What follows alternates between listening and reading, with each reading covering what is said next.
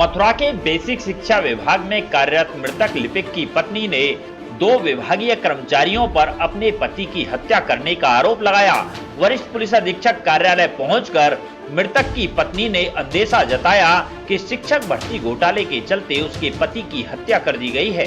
Basic शिक्षा विभाग में कार्यरत लिपिक शिवशंकर शर्मा का शव 20 मार्च को गोवर्धन चौराहे के समीप एक टीले पर पड़ा हुआ मिला था। पूरे मामले को लेकर मृतक की पत्नी सचेता भारद्वाज ने अपने पति की हत्या का आरोप लगाते हुए एफआईआर दर्ज कराई थी, लेकिन कोई कार्यवाही न होती देख मृतक की पत्नी मंगलवार को वरिष्ठ पुलिस अधीक्षक कार्यालय पहुंची, जहां उसकी हत्या किए जाने का आरोप बेसिक शिक्षा विभाग के कुछ कर्मचारियों पर लगाते हुए न्याय की गुहार लगाई। मृतक की पत्नी का कहना है कि कुछ कर्मचारियों से उसके पति का विवाद चल रहा था। पूर्व में भी उस मामले में एक एफआईआर दर्ज कराई गई थी। मृतक लिपिक की पत्नी ने आशंका जताई कि उसके पति शिक्षक भर्ती घोटाले के कुछ जरूरी दस्तावेज लेकर जा रहे थे। उन दस्तावेजों की वजह से ही उसके पति की हत्या की गई है। जी बताइए, क्या नाम है आपका और क्या मामला है? मेरा नाम सचेता भारद्वाज है। पिछले माह 20 तारीख को मेरे हस्बैंड की हत्या करके डाल दी गई थी। उनकी त्रिवेणी फैक्ट्री के पीछे टीले पे उनका शव मिला था। मुझे सुबह सूचना मिली पुलिस के द्वारा कि आपके हस्बैंड का हाईवे पे एक्सीडेंट हो गया है, वह सीवियर कंडीशन में है। 8:56 के लगभग तो मैंने अपने परिवार के लोगों को फ़ोन किया और फिर पास में ही एक व्यक्ति थे, उनसे पुलिस की बात हुई तो बताया कि तुम्हारे हस्बैंड की पोस्टमार्टम घर में लाश रखी है। सुनने में आ रहा है कि नशे के चलते उनकी मौत हुई है, आपके समझते हैं? नहीं, मेरा हस्बैंड ऐसा कोई नशा तो हर व्यक्ति करता है, थोड़ी ड्रिंक कर लेते थे कभी जब, लेकिन ऐसा नहीं है। अब वो बहुत लंबे समय से कुछ नहीं ड्रिंक वगैरह कुछ नहीं कर रहे थे। और वो क्या मानना है, कैसे मौत हुई है? मेरे हस्बैंड का मर्डर हुआ है, साफ है ये तो, क्योंकि वो बहुत सीधे व्यक्ति थे, उनका कभी किसी से कोई झगड़ा नहीं था। लेकिन कुछ समय से ऑफिस के 2 लोग थे, उनके साथ पता नहीं किस तरह का शोषण। बीएसए ऑफिस, बेसिक शिक्षा अधिकारी क्या हैं, संविदा पे कार्य करते हैं वो। और उन्होंने एक घटना की थी दिसंबर में, जिसकी रिकॉर्डिंग और सब कुछ मेरे पास था। मैंने इसकी शिकायत करी और मुकदमा दर्ज कराया यमुना पल्लीपाड़ थाने में। क्या घटना थी? उनका कोई आपके पति के साथ झगड़ा हुआ था? हाँ, झगड़ा नहीं, उन्होंने पिला के उनके साथ बहुत गंदी हरकतें की।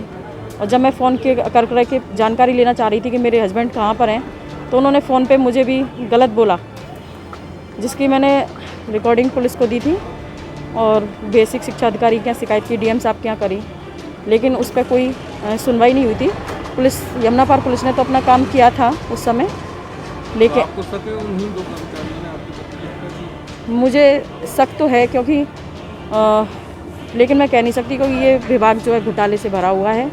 इसमें बहुत लंबे समय से धांधलीबाजी चल रही है और मेरे हस्बैंड पे इसका चार्ज भी रहा है।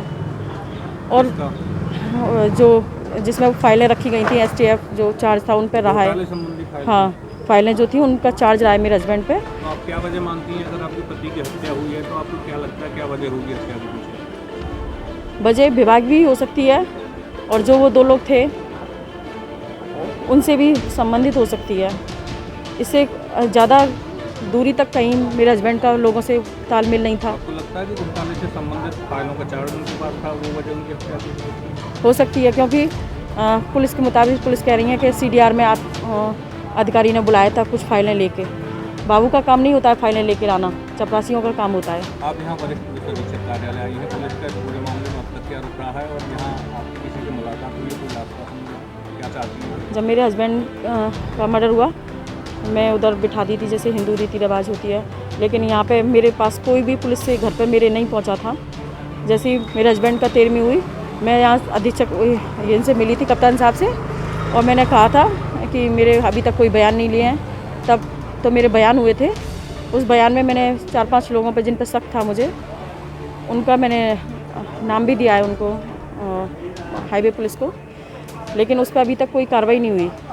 और 2 दिन से मैं उधर गई जहाँ मेरे हस्बैंड की लाश मिली थी, तो मैं उसी टीले पे गई और उसके पास गई जहाँ लाश मिली थी। वहाँ मेरे हस्बैंड का रूमाल पड़ा मिला मुझे, जिसे मैं उठा के लाई। मैंने उनको कहा, और उन्होंने वहाँ 3 रोड हैं, वहाँ पे तीनों पे फैक्ट्रियों के कैमरे हैं और अच्छी आबादी है, वहाँ लोग रह रहे हैं, इतना सुनसान एरिया नहीं है।